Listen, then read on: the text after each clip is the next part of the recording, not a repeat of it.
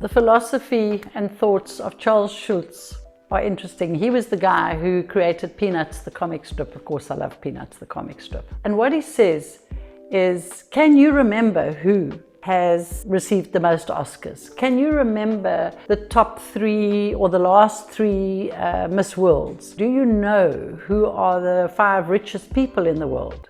We probably don't remember or know all of these. Because why? It's not important. What is important is what has made an impact on us.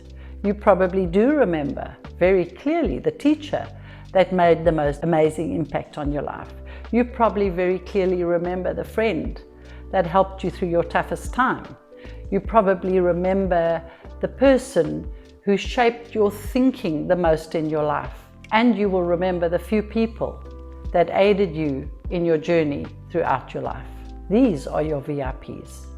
Next to, in real estate, next to your team that I always say you need to have, the people that care enough to want you to get to your end journey with a smile on your face. The people that want to see you investing and doing well. Surround yourself with your VIPs. Happy investing.